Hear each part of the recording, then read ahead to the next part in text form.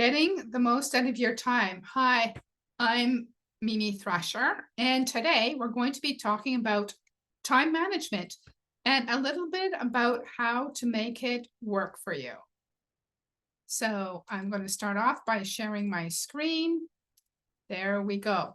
Now you might see me moving from side to side like this. I have two monitors and I will be looking at the other monitor to make sure that I'm not missing anything or to move the slides along for you to see. Awesome. Now that that's out of the way. So the whole reason that I do this, and time management is definitely my passion for people, is because my life purpose is to impact peace on the planet. And I discovered in that journey that when people have inner peace, the world will have outer peace. And so I look for different ways and things to support people with a way to create more peace in their heart, so that we have more peace on in our planet. Have them be more grounded is another way to say that. Give them peace of mind around an area of their life that they didn't have before, so that we're all brought closer to this peace, inner peace, grounded peace, peace of mind, whatever it is that you want to call it. All right, that's about me. So the intention of today is that you walk out of here with an access to fitting it all in. My process, my top 10 rules for time management is a getting it all done system. It's not a priority-based system. And there's a lot of systems out there that are really fantastic. They are priority-based, but you're probably going to have a challenge. You're going to have a challenge putting a priority-based system into this, because this is a getting it all done system. And if you have a question about that, I can answer it at the end. All right. So today we're going to talk about the top 3 myths of time management debunked.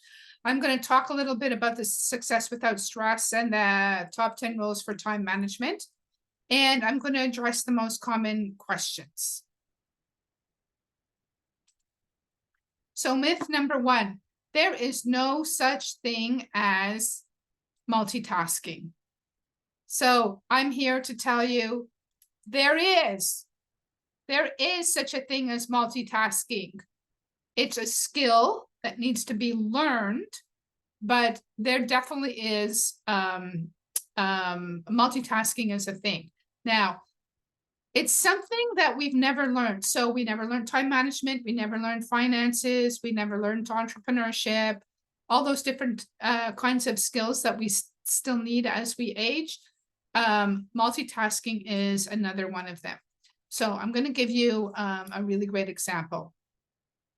And the example that I'm going to give you is from, let's call it the early 1900s. So in the early 1900s, when a woman went about her day, she was washing clothes on a washboard. She was hanging them to dry on a clothesline. She was starting a fire. She was chopping up all the food. Then she was cooking it. Plus she was taking care of kids. And all those things were like a one at a time thing. She couldn't do all those things all at one time. You have to do them one at a time. Now that we have automation, we have computers, we have internet, we have electricity, there are so many things that you can do all at the same time. So for example, I can do up to 6 things at the same time. So I can have my washer going, my dryer going, my dishwasher going. I could have something on the stove in a slow cooker. I could be on calls in my office talking to clients, and I could be listening to music in the background. That's 6 different things. Now, I might not be actually doing the thing, because what happened is humanity evolved from doing to coordinating that it all gets done, but it's still all stuff that's all getting done. You still have to take the clothes in and out of the laundry or fold them or stuff like that. at the end of your day, if you are in that mindset, get a lot of stuff done. The thing I will say is that the mind can only focus heavily on one thing at a time. So for that part, I will agree with. So if you're focused, let's call it on speaking to your client, you can have music on in the background. So one's a high focus thing, one's a low focus thing. You can do those two things at the same time. The same thing with listening to an ebook. So I've been listening to ebooks for work, but work related ebooks. And while I'm listening to them, I'm knitting. That's something a pastime that I like to do. So I'm doing those two things at the same time. They don't detract from each other. When you find that your low focus thing is detracting from your high focus thing, it's time to stop your low focus thing. But I will say multitasking is a practice. And how you practice that is just say, okay, what else can I be doing at the same time as I'm doing this? And you practice, just ask yourself that question. Okay, what else could I be doing? What else could I be doing? What else could I be doing? And practice doing two things at the same time. And once you've mastered two things, practice three and see how you can get three things going. So that's the myth of multitasking. It is a skill and it is a practice. Myth number 2, I am creative and I can't do structure. Now, most creative people look at structure and they think of, oh my God, I'm pegged into a hole. I can't move. I can't be creative. I can't. They feel really, really hemmed in. And I'm here to say, be creative about your structure. So structure is meant to be a guide. And I'm going to give you an example with the calendar. Instead of putting in every little thing into your calendar, create a chunk of time. Chunk of time might look like from 1 to 3, I'm going to do client outreach. Now, in the notes of that section in your calendar, you can put whether it's a newsletter, text, or phone calls. You can put who you're going to reach out to, or you don't have to put any of that. But that's a place where you can put things to remind yourself what you want to do in that section when you get to it. But chunk your time and be creative within that time. That's how to be creative around structure. And what I call them flowy people, my flowy female energy people can still use structure in order to guide their day and be creative. All right. Myth number 3, I have no time.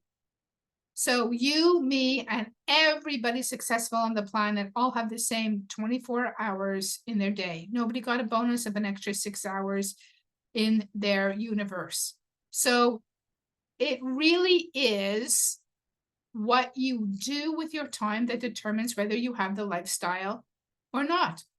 And if you put everything into your calendar, you can see, as an exercise, you can see what you do in a day. And if it's supporting the life that you want, great. If it's not supporting the life that you want, maybe you have to do something to switch that. But when you take things out of your brain and put them into a calendar, it allows you that ease for manipulating things a little bit easier so that you can be going where you want to go.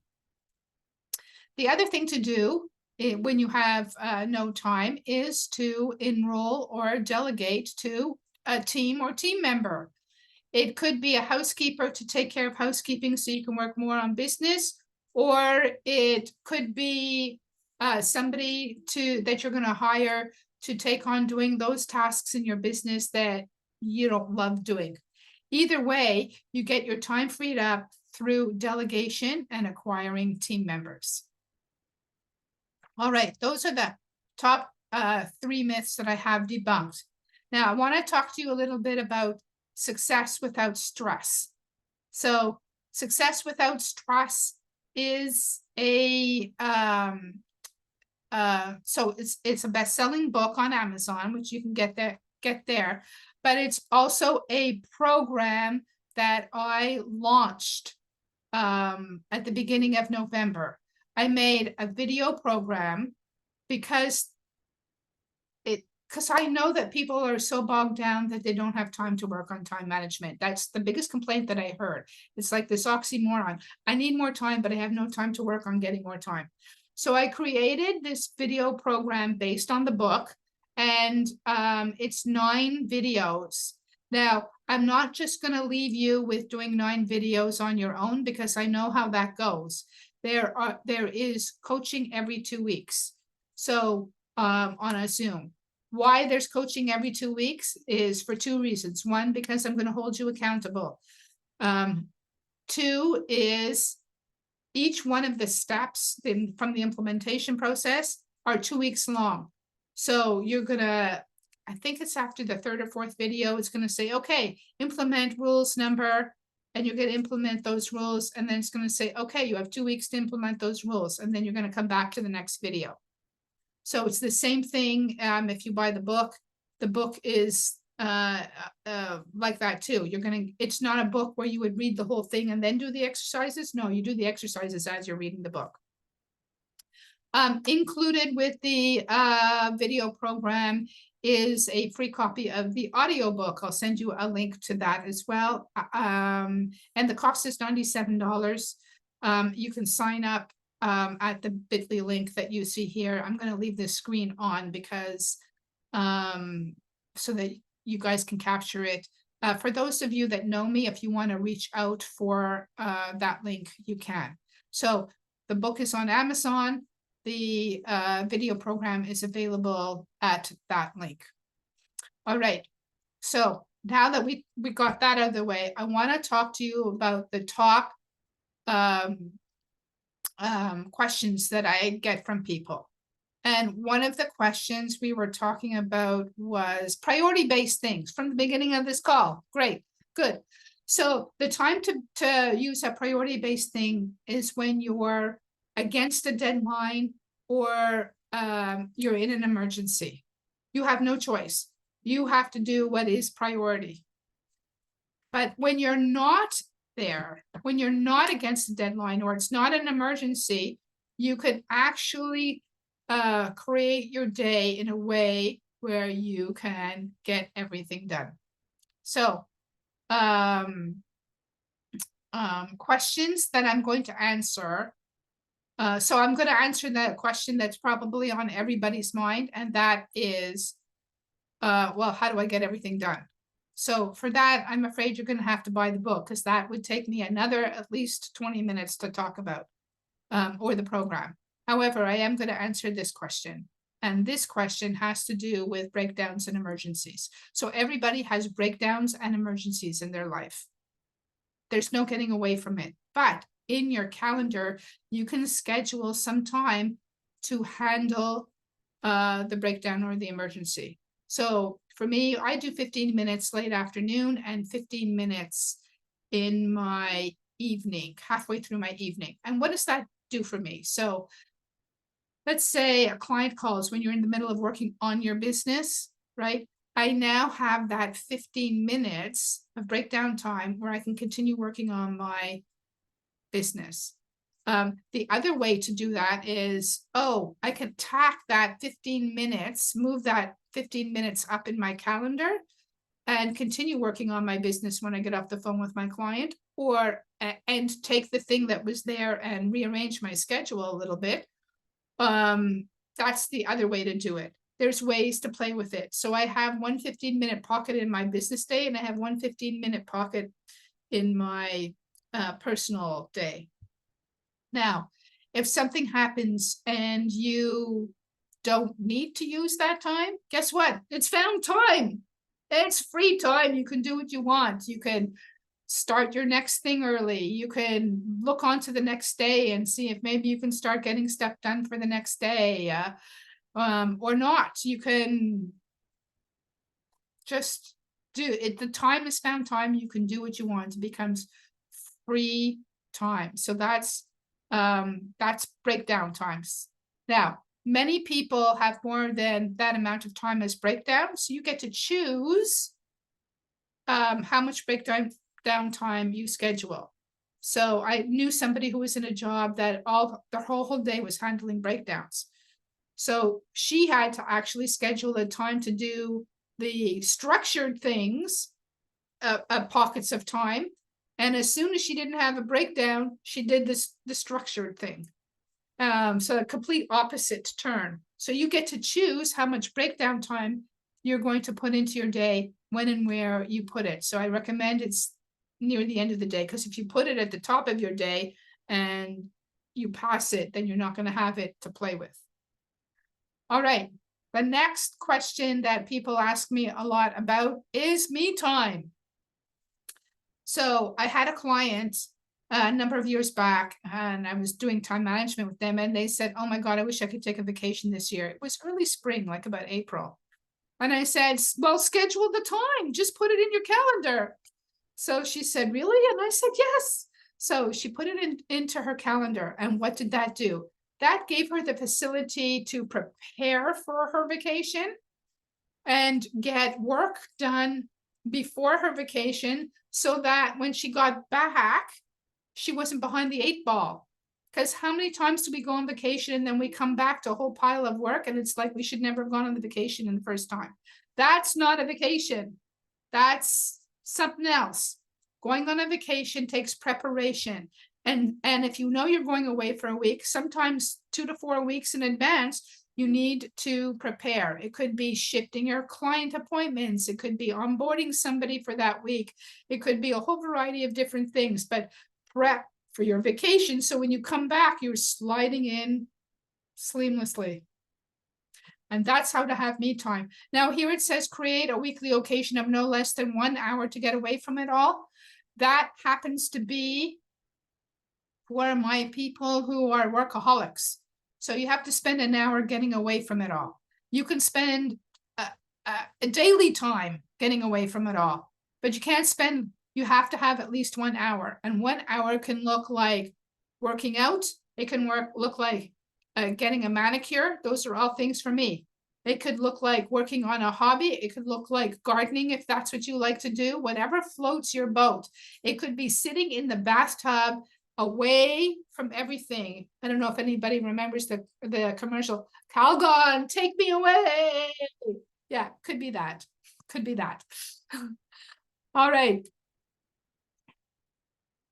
All right, so I'm going to end off with this slide. I'll leave it going for a bit so you can capture it. The program, again, is 9 videos, do-it-yourself videos with 2-week coaching, evergreen coaching. So you can pop in and ask me your questions, or let me know if you have any challenges. The book is available on Amazon, on Kindle or paperback. It's up to you. And here's the thing I want to say. I wait for questions. So if you're participating in any of these programs or not, and you have any questions about time management, reach out to me. It's my favorite thing to do, is to be a contribution and make a difference for people, because it impacts peace on the planet. All right, that's it. Bye for now.